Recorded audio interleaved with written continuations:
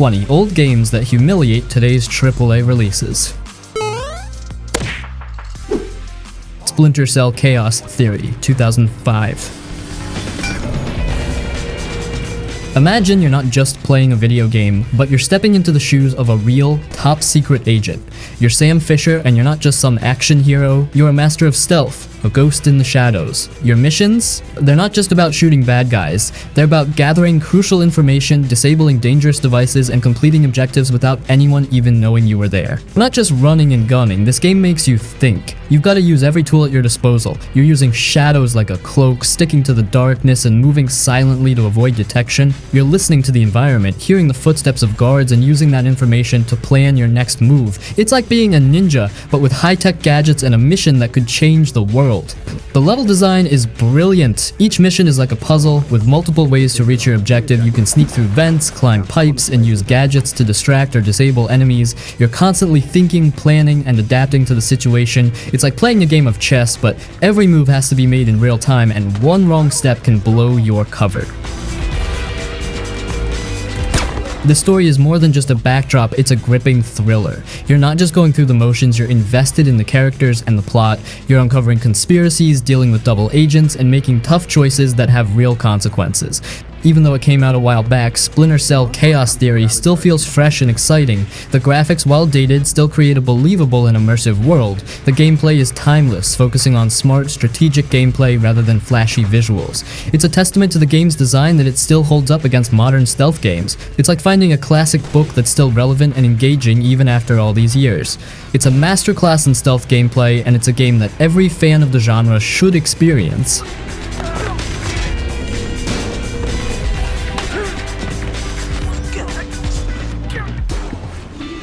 Driver San Francisco, 2011. So you're playing as John Tanner, a cop, and he gets into a really bad car accident. But instead of, being out of the game, he gets this super weird power. He can shift into other people's bodies, especially when they're driving. It's like he can jump from car to car like a ghost and take over. Imagine you're driving along chasing a bad guy, right? And suddenly you can jump into the driver's seat of any car on the road. You can hop into a big truck to block the bad guy's path, or switch to a super fast sports car to zoom past him and cut him off. It's like having a cheat code for driving, but it's part of the game. The city of San Francisco is your playground. It's huge, and there's a ton of stuff to do. You can race against other cars, do crazy stunts, and take on all sorts of missions. It's like a giant sandbox, but instead of sand, it's roads and cars. I enjoy it now, Jericho, because in the real world... The story gets pretty wild too, because you're jumping between bodies. It gets a bit dreamlike. It's not your typical cop story. It's got this weird, almost surreal vibe. It's like you're in a really cool, kind of trippy car chase movie. Even though it's an older game, Driver San Francisco is still a blast. The shifting thing makes it totally different from any other driving game. It's like being a superhero who can control cars, and it's super fun to mess around with. You can cause all sorts of chaos, set up crazy car crashes, and just generally have a good time. It's a game that lets you live out your wildest car chase fantasies, and it's still a unique experience today.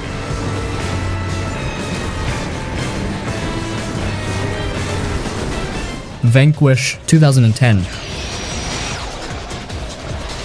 Okay, in Vanquish, you're Sam Gideon, and you're not just a soldier, you're a whirlwind of motion, a human rocket equipped with this cutting-edge suit that bends the rules of combat. You're thrown into this massive space colony, a place crawling with robotic enemies. Think of it like a giant futuristic playground, but instead of swings and slides, there are laser beams and explosions. You're not just walking around, you're zooming across the battlefield, sliding on your knees like you're on ice, closing the gap between you and the robots in a blink. Your weapons are like toys from the future, each one packing a serious punch. You've got shotguns that blast robots apart, machine guns that spit out a hail of bullets, and even rocket launchers that send robots flying. And then there's your Rs mode. It's like having a superpower that lets you slow down time. Imagine everything around you slowing down, like in those slow motion scenes in movies, while you're still moving at normal speed. You can dodge bullets, line up perfect shots, and make split-second decisions that save your life. It's like being a superhero with super fast reflexes.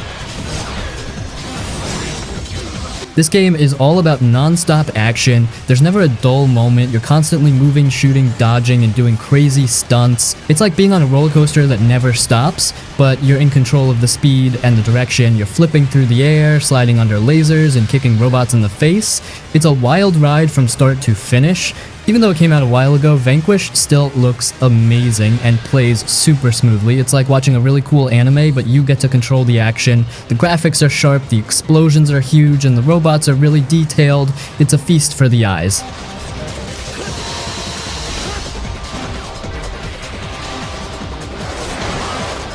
Max Payne 2, The Fall of Max Payne 2003.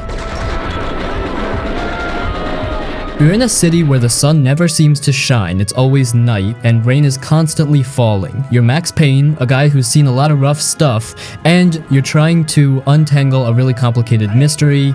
You'll be moving through these dark, rainy streets, and you'll run into all sorts of trouble. Bad guys are everywhere, and you'll have to deal with them. Luckily, you've got this special ability called Bullet Time. It's like having a superpower that lets you slow down everything around you for a few seconds. This gives you time to react, dodge bullets, and aim your shots really precisely. It's like having super quick reflexes, but you're also making everything else move slower.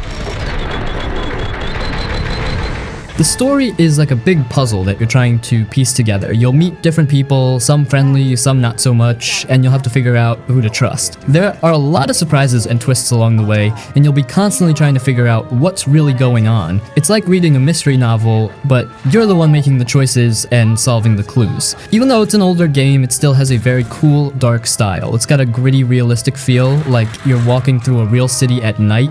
The shadows and the rain create a very specific mood, and it's part of what makes the game so memorable. It's fun to play because you get to use your special ability, explore the city, and try to solve the mystery. It's a game that keeps you thinking and engaged.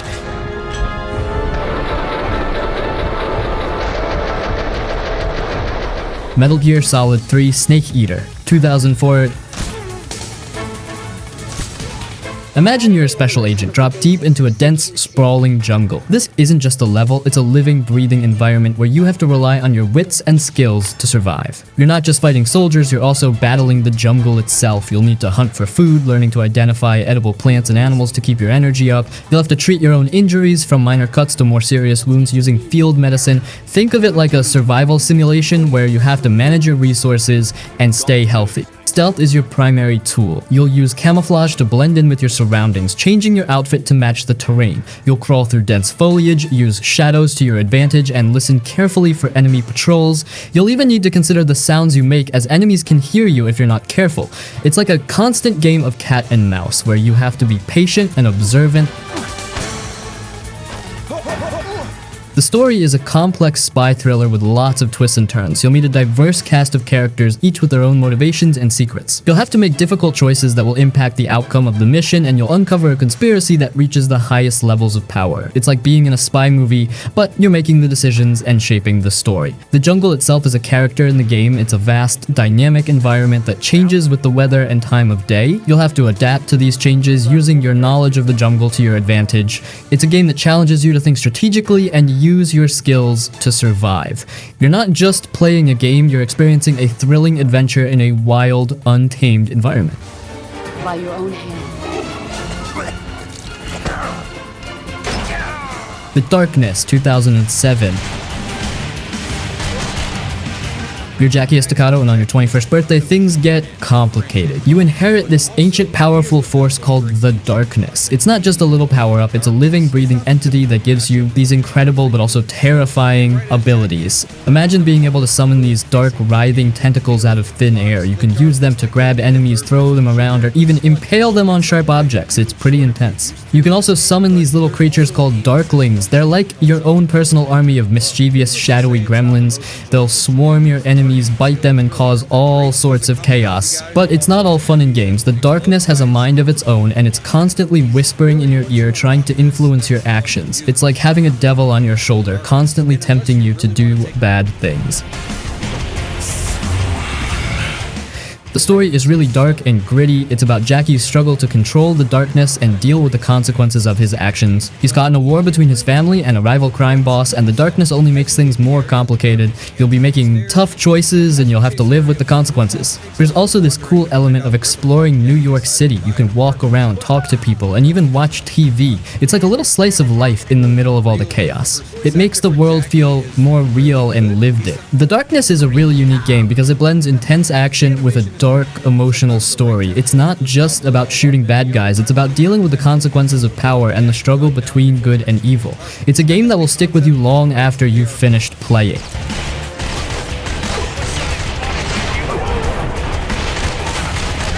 Dead Space 2008.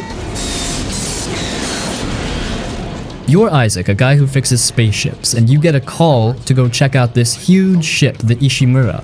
But when you get there, it's not a simple fix-up job. It's a total mess. The ship is super quiet, which is never a good sign. Then, you start seeing these creepy monsters, the necromorphs. They're like twisted, messed up people, and they're really dangerous. You're not a soldier, so you don't have a big gun. You have tools, like a plasma cutter, and you have to use them to fight. You can't just shoot the monsters. You have to cut off their arms and legs. It's like you're taking them apart piece by piece to stop them. The ship itself is like a big scary house. It's dark and the lights are always flickering. You hear weird noises and you always feel like something is watching you. You'll go through different parts of the ship like the hospital and the engine room, and each place has its own scary things.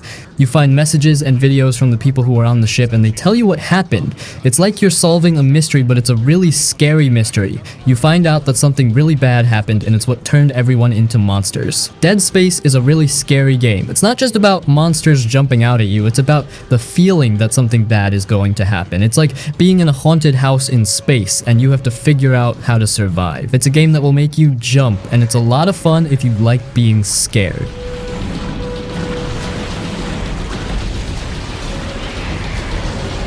Batman Arkham City 2011. You're Batman, and you're dropped into this huge walled-off part of Gotham City. It's basically a giant prison, but all the craziest villains are running the show. Think of it like a wild, chaotic playground, but instead of swings and slides, there are thugs, riddles, and supervillains.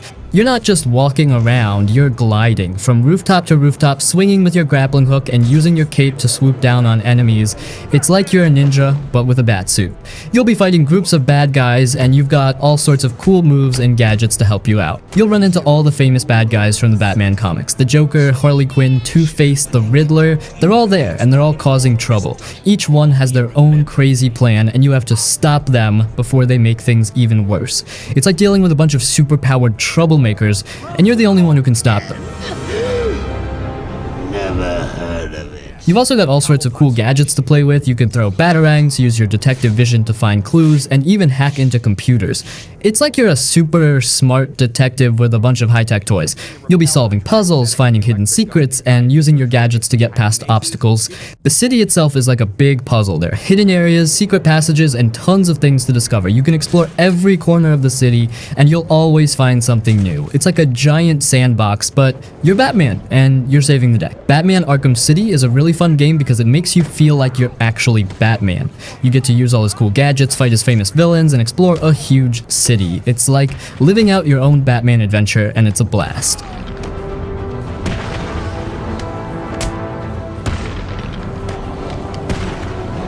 BioShock 2007.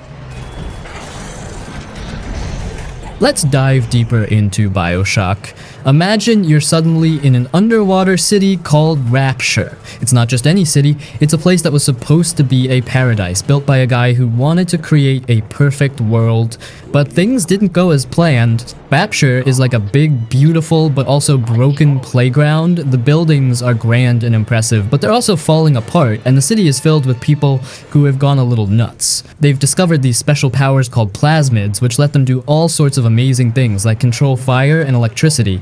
But using these powers has changed them, made them aggressive and unpredictable. You're exploring Rapture, trying to figure out what happened and how to survive. You'll find audio recordings and messages left behind by the people who used to live there, and they'll tell you the story of how the city fell apart. It's like piecing together a puzzle, but the puzzle is a really creepy story.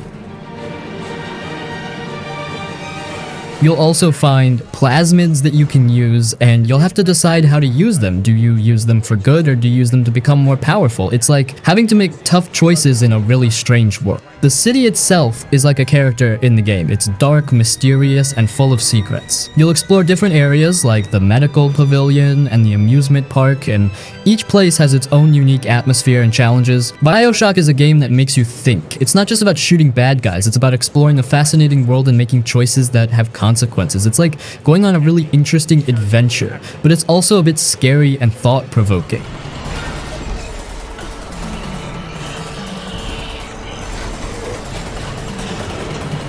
Deus Ex Human Revolution 2011. You're Adam Jensen, and you live in a future where people can get robot parts to make themselves stronger or smarter. Think of it like getting super cool upgrades for your body. After something bad happens, you get a bunch of these upgrades yourself. Now you can do things that normal people can't. You can punch through walls, sneak around without being seen, and even mess with computers to get information.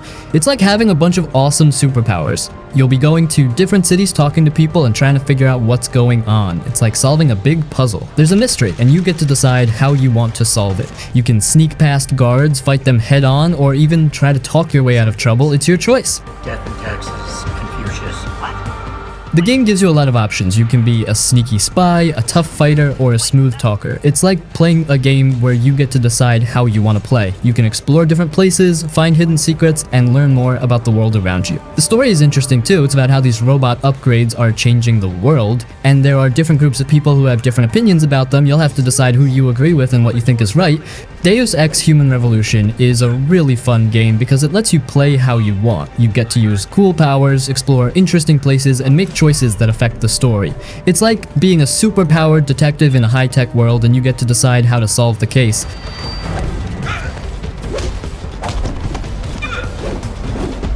Uncharted 2, 2009. Nathan Drake is on the hunt for a lost city hidden high in the mountains. This isn't just a simple treasure hunt, it's a race against time and against some dangerous people who also want to find it. You'll be scaling sheer cliffs, exploring ancient temples that are falling apart, and constantly dodging bullets. You'll need to use your quick reflexes and your problem-solving skills to get past obstacles and outsmart your enemies. It's about being resourceful and thinking on your feet. The game takes you to some truly breathtaking locations. You'll go from snowy mountain peaks to lush hidden valleys, and each place is incredibly detailed. The action is fast and intense. You'll be leaping across chasms, swinging from ropes, and engaging in thrilling gunfights. Think of it like being an explorer on a really wild trip. You'll be scaling steep cliffs, exploring ancient temples that are crumbling with age, and you'll constantly run into people who are also after the treasure, and they're not friendly. You'll have to use your wits and your reflexes to get past them, whether it's by sneaking around or getting into some intense shootouts. The places you'll visit are incredibly detailed. You'll go from snowy mountain peaks to lush jungles, and each location feels alive. It's like taking a virtual vacation to some of the most beautiful and dangerous places on Earth. The action is fast-paced and exciting. You'll be jumping between moving vehicles, climbing precarious ledges, and using cover to outsmart your enemies. It's all about quick thinking and staying one step ahead. The story unfolds like an adventure novel. You'll meet a diverse cast of characters, some helpful, some treacherous, and you'll have to figure out who to trust. You'll uncover clues, solve puzzles, and piece together the mystery of the lost city. It's like being part of an interactive adventure movie where you're the one making the decisions and driving the action.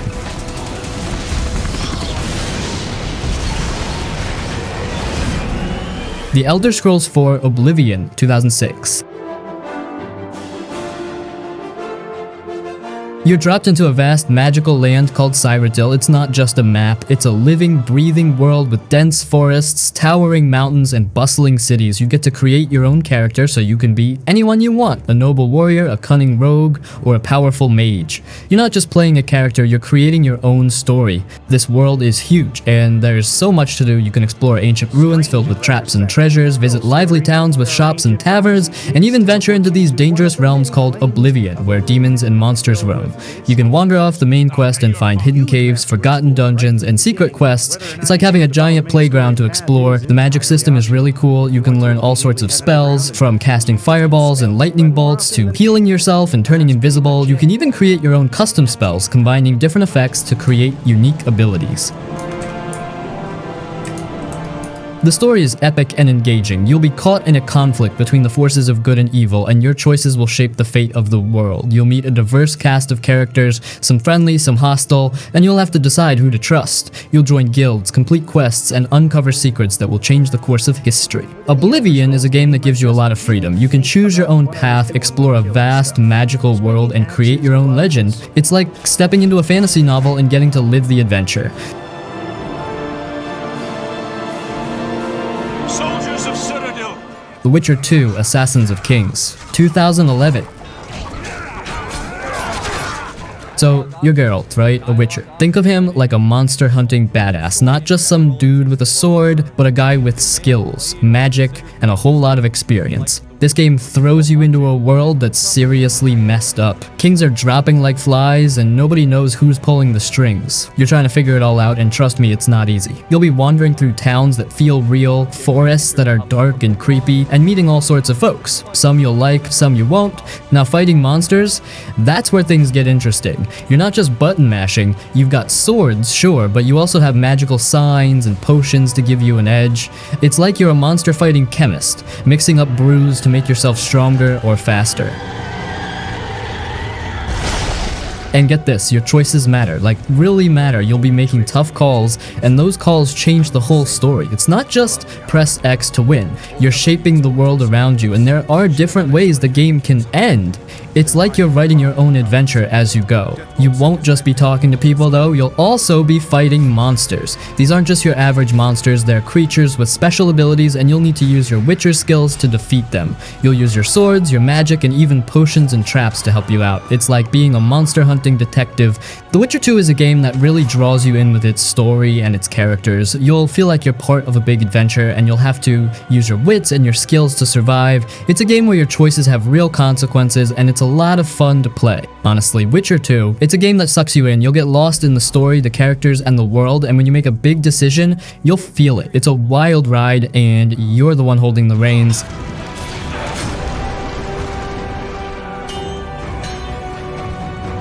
Half-Life 2, 2004.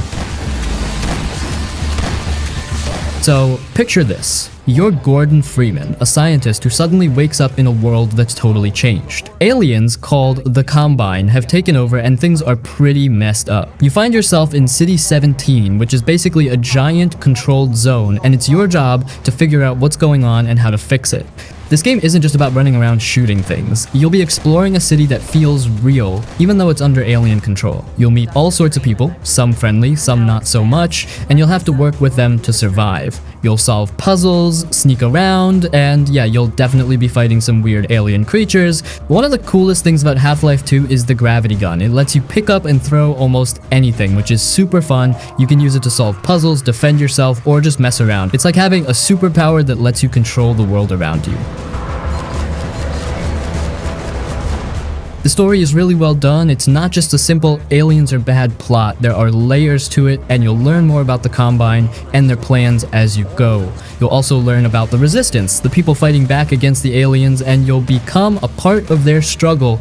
Half-Life 2 is a game that really pulls you in. It's got a great mix of action, puzzles, and story, and it's a game that a lot of people still love playing because it was so innovative for its time. It's like being in a sci-fi adventure where you get to decide how to proceed.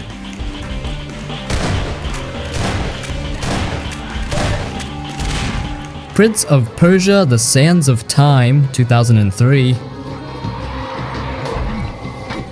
You're the prince, and you stumble upon this ancient dagger that gives you the power to control time. It's not just a little rewind button, it's like having a remote control for reality. Think about it, you can rewind time if you mess up a jump, or slow it down to dodge a swinging blade. It's like having a second chance, or even a third or fourth. You'll be running along walls, leaping across huge gaps, and swinging from poles. It's like you're a super acrobatic ninja, and the whole palace is your playground. But it's not just about showing off your moves, you'll also be fighting these creatures made of sand. They're like living sandstorms, and you'll have to use your sword and your time powers to defeat them. It's a mix of fast-paced action and clever puzzle solving. The story is a big part of what makes this game special. You're exploring this magnificent palace, but you've accidentally unleashed a curse that's turning everyone into sand monsters. You'll have to work with a princess named F.E.A.R to fix the mess you made. It's like a classic adventure story with a twist of time travel. The palace itself is like a character in the game. It's full of traps, puzzles, and hidden passages. You'll have to use your wits and your time powers to navigate through it. It's like exploring a magical maze, and every room has a new challenge. Prince of Persia: The Sands of Time is a game that really lets you feel like you're in a magical adventure. It's a mix of action, puzzle solving, and storytelling, and it's a game that's still fun to play today.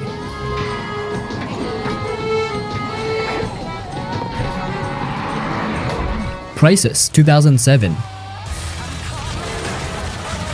You're dropped onto this stunning tropical island, but it's not a vacation. You're a soldier in a nanosuit, which is basically a super-powered suit of armor. Think of it like a high-tech second skin that lets you do things regular soldiers can only dream of. The island itself is a huge open playground. You're not stuck in small rooms or hallways. You can explore beaches, jungles, and even mountains. It's like a big sandbox, but instead of building sandcastles, you're fighting aliens and human soldiers. Your nanosuit is the real star. It's got 4 main modes: armor, strength, speed, and cloak. Armor mode makes you nearly invincible, like a walking tank. Strength mode lets you punch through walls and throw heavy objects like they're toys. Speed mode makes you run like a superhero, and cloak mode turns you invisible, perfect for sneaking around.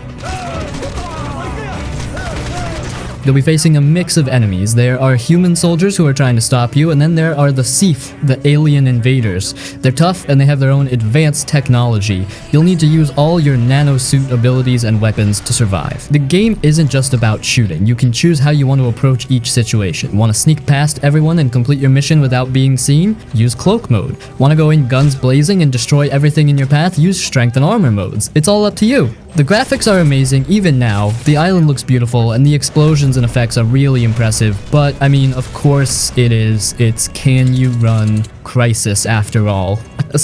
Crysis is a game that gives you a lot of freedom. You can use your nanosuit powers and weapons to tackle challenges in your own way. It's like being a superhero on a tropical island, and you get to decide how to save the day.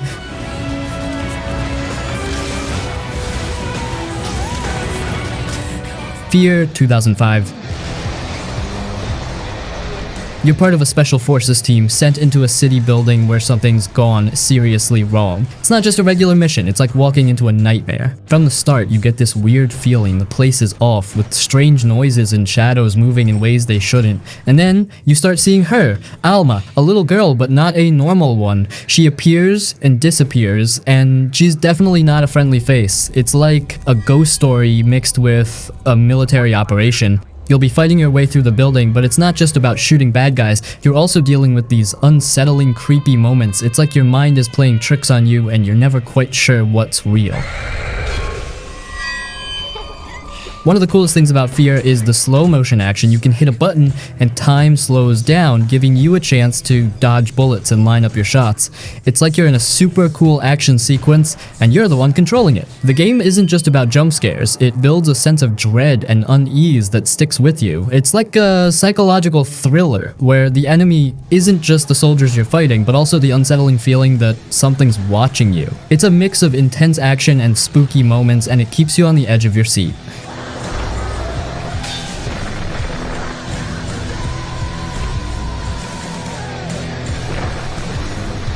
Hitman Blood Money, 2006.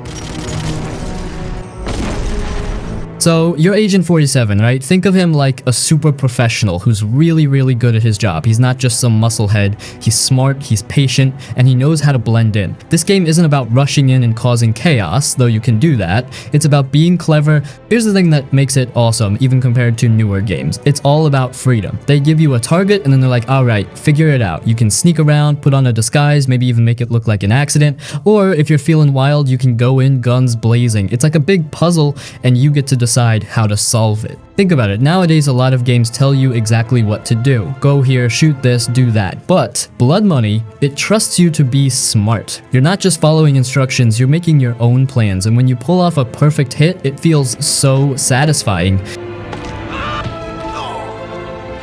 The levels are also really cool. You're not just running around in boring rooms, you're going to fancy parties, big mansions, even a New Orleans Mardi Gras parade. Each location is like its own little world with its own secrets and opportunities you can explore, eavesdrop on conversations, and find clues to help you complete your mission. And yeah, the graphics might look a little dated now, but the gameplay is still top notch. It's considered one of the best Hitman games because it gives you so much freedom and lets you be creative. Plus, the game has this cool reputation system. If you leave a lot of witnesses or make a mess, your reputation goes down and it gets harder to complete your missions. It adds another layer of challenge and makes you think about your actions.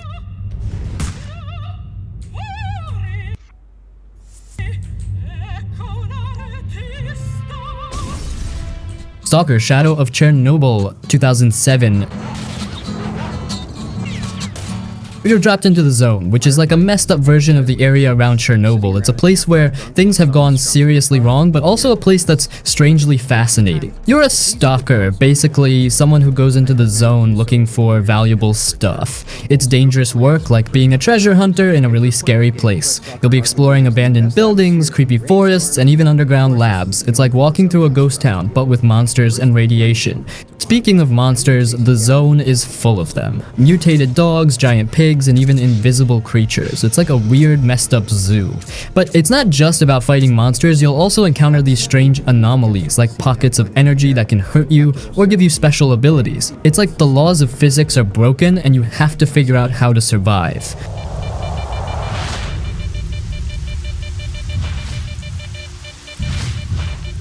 This game isn't just a shooter. You have to manage your resources like food, medicine, and ammo. You have to deal with radiation, which can make you sick and weak. And you have to make choices that affect the story and how the world around you changes. It's like a survival simulator mixed with an adventure game. The zone is a really atmospheric place. It's dark, creepy, and full of secrets. You'll hear strange noises, see weird things, and always have the feeling that something is watching you. S.T.A.L.K.E.R. is a really unique game because it blends shooting, survival, and horror in a way that feels really immersive. It's like exploring a dangerous but also strangely beautiful place where anything can happen.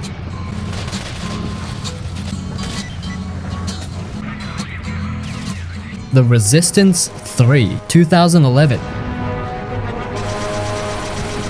Imagine you're living in a world turned upside down. The Chimera, these freaky alien creatures, have taken over, and you're Joseph Capelli, a regular guy trying to keep his family safe in the middle of this nightmare. The combat in Resistance 3 feels raw and desperate. You're often outnumbered and ammo is scarce. You have to be smart, using cover and switching between weapons that feel heavy and powerful. Picture this, you're holding a classic 50s shotgun, and then you grab a Chimera weapon that fires these wild, glowing projectiles. It's a real mix of old school grit and alien tech, and it feels like you're fighting a war on two fronts.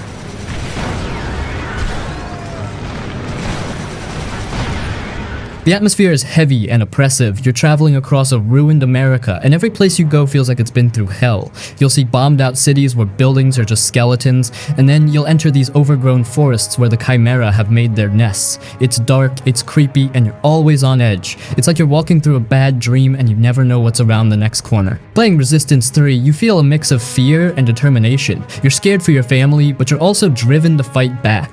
It's not just about saving the world, it's about protecting the people you love. You meet other survivors along the way, and you'll feel this sense of camaraderie, like you're all in this together. The story pulls you in, and you'll find yourself caring about Capelli and his struggle. It's a game that makes you feel like you're part of a desperate but ultimately hopeful journey.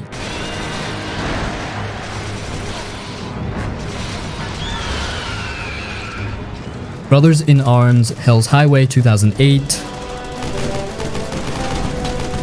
Let's get you in the boots of Sergeant Matt Baker. You're not just some lone soldier, you're leading a squad of guys during a really tough part of World War II, Operation Market Garden. This isn't just about shooting, it's about making smart choices that keep you and your squad alive. Imagine you're in the middle of the Netherlands, and everything's a mess. Towns are wrecked, fields are battlegrounds, and you're trying to push forward. It's not like other shooters where you can just run and gun. You have to think like a leader. You'll tell your squad where to go, how to flank the enemy, and when to lay down cover fire. It's like being a coach in a really intense game, but the stakes are way high. The game tries to show you what war was really like. It's not all glory and heroism. You'll see see the fear and the sadness in your squad's faces. You'll hear the screams and the explosions, and you'll feel the weight of every decision you make. It's like watching a war movie, but you're right in the middle of it making the calls. You'll be going through different environments, from small towns to open fields, and you'll have to adapt to each situation. You'll use different tactics like flanking maneuvers and suppressing fire to outsmart the enemy. It's like playing a game of chess but with bullets and bombs. Brothers in Arms Hell's Highway is a game that makes you think about the realities of war. It's not just about action, it's about leadership, strategy, and the emotional toll of combat. It's like stepping into a historical drama where you're the one making the tough choices.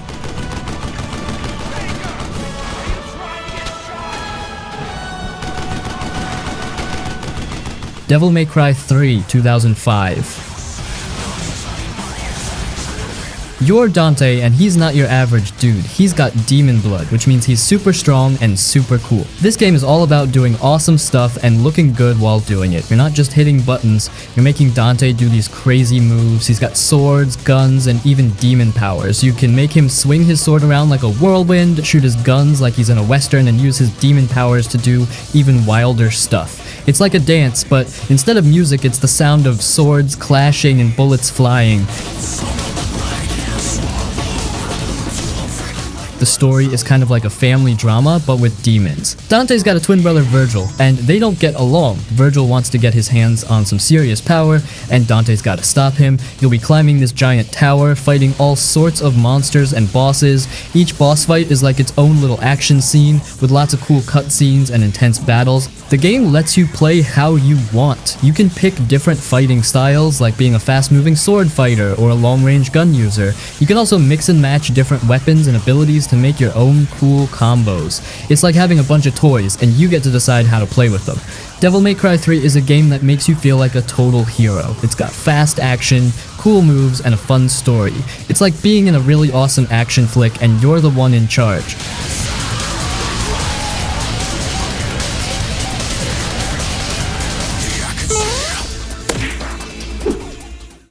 Nice parking job.